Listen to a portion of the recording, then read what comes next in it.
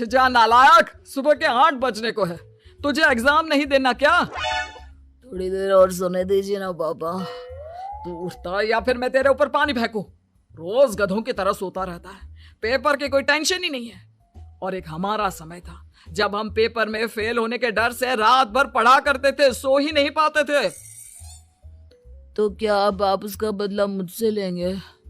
मैं 15 मिनट बाद उठ जाऊंगा, आप प्लीज जाइए, मुझे डिस्टर्ब मत कीजिए। इतना कहकर रौनक रजाई ढककर फिर से सो जाता है। तू वैसे नहीं मानेगा, रुक मैं अभी पानी लेकर आता हूं। बस फिर क्या था, इतना कहकर वो भागते हुए बाथरूम में जाते हैं और पानी की एक बड़ी सी बाल्टी लाकर रौनक के ऊपर फेंक देते हैं। पानी पड़ते ही रौनक झट से उठ जाता है। ये आपने क्या किया पापा? अब तो उठेगा नहीं तो यही करना पड़ेगा ना। वैसे थैंक्स डैड, आपके कारण ना अब मुझे नहाने की भी जरूरत नहीं पड़ेगी। चलिए अब आप माँ से बोलकर मेरे कपड़े निकलवा दीजिए, तब तक मैं ब्रश कर लेता हूँ। वैसे कल ना आप एक काम और करना, नहलाने के साथ साथ मुझे ब्रश भी करवा देना। ये ब्रश करने में ना मुझे बहुत आलस आता है। रौनक की बातों से अरविंद का मुंह खुला का खुला रह जाता है। वो अपनी पत्नी कमला के पास जाता है और रौनक की हरकतों के बारे में बताता है, जिसे सुन उसकी पत्नी हंसने लगती है। तुम अपने बेटे को समझाने के बजाय हंस रही हो। रौनक बच्चा है, धीरे धीरे सुधर जाएगा। आप क्यों उसके पीछे पड़े रहते हो? अभी नहीं सुधरेगा तो कब सुधरेगा? 10वीं क्लास में है रौनक, वो अब कोई बच्चा नहीं रहा। अरविंद की इतना बोलते ही वहां रौनक भी आ जाता है। क्या डैड, मैंने आपको एक काम दिया था, वो भी नहीं हुआ आपसे। अरे क्या हुआ बेटा? माँ, मैंने डैड से बोला था कि वो आपको बोलकर मेरे स्कूल की यूनिफॉर्म निकाल दे, लेकिन मेरे पीछे पड़ने के अलावा इनसे एक काम ढंग से नहीं होता। देख रही हो कमला, देख रही हो अपने लाडले को? अरे आप चुप रहिए जी। चलो बेटा, मैं तुम्हें कपड़े निकाल कर दे देती हूँ बस। ऐसे ही साल पर साल बीतते जाते हैं, लेकिन रौनक के रवैये में कोई बदलाव नहीं आता। वो पहले से भी ज्यादा आलसी और पूरी तरह अपने माता पिता पर निर्भर हो जाता है। 2 साल बाद पता नहीं कहाँ गायब रहता है पूरे दिन, अब तक तो आ जाना चाहिए था। अरे आप इतनी फिक्र क्यों कर रहे हैं उसकी? दोस्तों के साथ खेल रहा होगा, आ जाएगा अभी। ये कोई टाइम है खेलने का? 10 बजने वाले हैं, इतनी रात में कौन खेलता है? कमला कुछ कहती उससे पहले ही रौनक वहां आ जाता है। मम्मी जल्दी से खाना लगा दो, बहुत भूख लग रही है। तुम्हें तब तक खाना नहीं मिलेगा जब तक तुम बता नहीं देते कि इतनी रात गए कहां से आ रहे हो। ओ प्लीज डैड, अब आप एसी पे प्रद्युमन बनकर मेरे सर पर बंदूक लेकर मत बैठ जाना। अपनी फालतू की बकवास बंद कर और बता कहां से आ रहा है। माँ अब समझाइए ना डैड को। बता देना बेटा, इनको भी तसल्ली हो जाएगी। आप बोल रही हैं तो बता देता हूँ, मैं दोस्तों के साथ मूवी देखने गया था, इसलिए देर हो गई। तो तू इन सब चीजों में मेरे पैसे उड़ाता है? कभी 1 रुपया कमाने के बारे में सोचा है तूने? जब देखो हवा की तरह पैसे उड़ाता रहता है। माँ अब आप इन्हें चुप करा दीजिए, वरना ना मुझे गुस्सा आ जाएगा। अच्छा क्या कर लेगा? बता ना क्या कर लेगा तू? वैसे बात तो ठीक ही है, मैं कर ही क्या सकता हूँ, पैसे तो फिर भी मैं आपसे ही मांगूंगा ना। चलिए अब ये सब बात छोड़िए और मम्मी मेरे लिए खाना लगा दीजिए।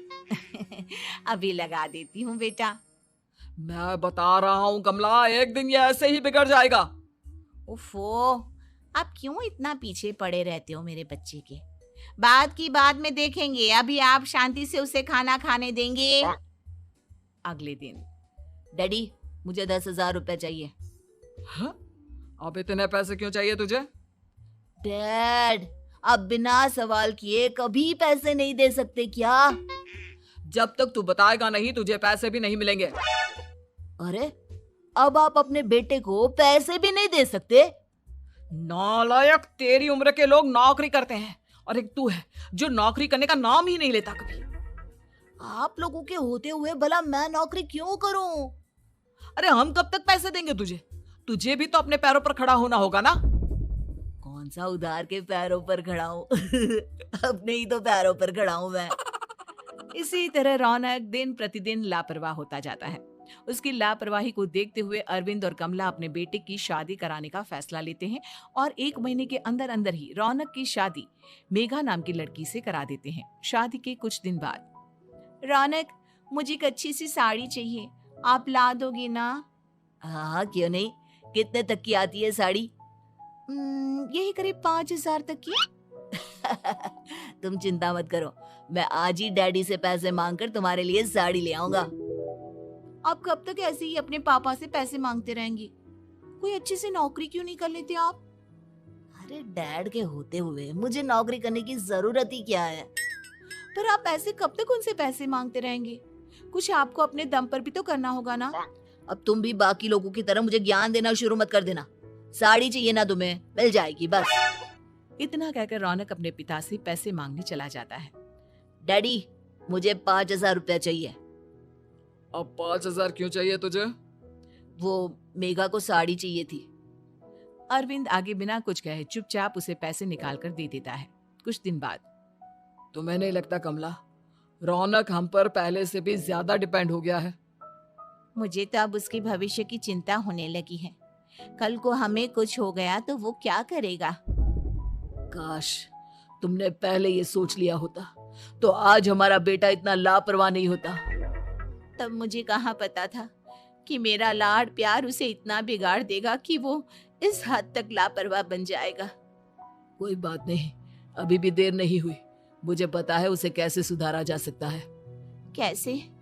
अरविंद कुछ कहता उससे पहले रौनक वहां आ जाता है और पैसों के लिए हाथ फैलाने लगता है। डैड, मैं और मेघा बाहर घूमने जाना चाहते हैं। अरे वाह, ये आज सूरज कहाँ से निकला है? Dad please. अच्छा चलो अब मुद्दे की बात करो। मुझे अब 25,000 चाहिए। अब तुम्हें 1 रुपया भी नहीं मिलने वाला। अगर तुम्हें पैसों की इतनी ही जरूरत है तो कोई ढंग की नौकरी कर लो। मम्मी, आप कुछ कहिए ना डैड को। बेटा, वो गलत क्या बोल रहे हैं? ये सब हम तेरे भले के लिए ही तो कर रहे हैं। मम्मा, मैंने बताया ना आपको, मुझे नहीं करनी कोई जॉब वॉब। तो ठीक है, निकल जाओ हमारे घर से। तुम्हारे जैसे लोगों के लिए मैंने ये घर खड़ा नहीं किया है। जितना ये घर आपका है ना, उतना ही मेरा भी है। मैं कहीं नहीं जाने वाला। जाना तो पड़ेगा ही तुझे, क्योंकि अब मैं तेरा कोई भी खर्चा नहीं उठाने वाला। ठीक है, मत उठाइए मेरा खर्चा, मैं अपने दम पर भी जी सकता हूँ। तो बेशर्मों की तरह अब तक यहाँ क्यों खड़ा है? अपना सामान ले और निकल जाए यहाँ से। रौनक पैर पटकते हुए वहां से चला जाता है। घर से निकालना जरूरी है क्या उसे? बिना पैसों के कौन रखेगा उसे किराए पर? अगर उसका भविष्य सुधारना है तो हमें अपने दिल पर पत्थर रखकर ये कदम उठाना ही होगा। दोनों बात कर रहे होते हैं कि रौनक अपनी पत्नी के साथ एक बड़ा सा बैग लेकर घर से निकल जाता है, लेकिन घर से बाहर उसे कोई भी मुफ्त में अपने घर किराए पर नहीं रखता। अंत में थक हार कर वो फिर से अपने घर चला जाता है। क्या हुआ? थोड़ी देर पहले तो दहाड़ते हुए घर से निकला था, अब क्या हुआ? नहीं रखा ना किसी ने तुझे किराए पर? डैड प्लीज, मैं कुछ दिनों में कोई अच्छी सी नौकरी शुरू कर दूंगा। आप तब तक तो हमें रख लीजिए प्लीज। सुबह से रात हो चुकी है लेकिन कोई हमें रखने को राजी नहीं है। अब आप ही बताइए, इतनी रात को मैं मेघा को लेकर कहाँ जाऊंगा? ठीक है ठीक है, बहू की वजह से मैं तुझे घर पर रख रहा हूँ, लेकिन तू इस घर में एक बेटे की नहीं बल्कि एक किराएदार की हैसियत से रहेगा। 3 महीने है तेरे पास। इन 3 महीनों के अंदर अंदर मुझे तेरी पहली तनख्वाह हाथ में चाहिए, समझ गया? पक्का डैड, इन 3 महीनों के अंदर अंदर तो कोई बढ़िया सी नौकरी ढूंढ ही लूंगा मैं। ऐसे ही धीरे धीरे समय बीतने लगता है और अरविंद के दिए 3 महीनों में से 2 महीने बीत चुके होते हैं। पापा जी ने हमें 3 महीने दिए थे, जिसमें से 2 महीने तो बीत चुके हैं। अब ये आखिरी महीना बचा है। अरे तुम चिंता मत करो, आज मेरा ना 2 जगह इंटरव्यू है, दोनों में से कहीं ना कहीं तो जॉब लग ही जाएगी। अच्छा, all the best. Raunak interview के लिए निकल जाता है, जिसके बाद शाम में रौनक घर आता है। कैसा गया इंटरव्यू? आपकी नौकरी लगी या नहीं? अरे पहले सांस तो ले लेने दो अच्छे से।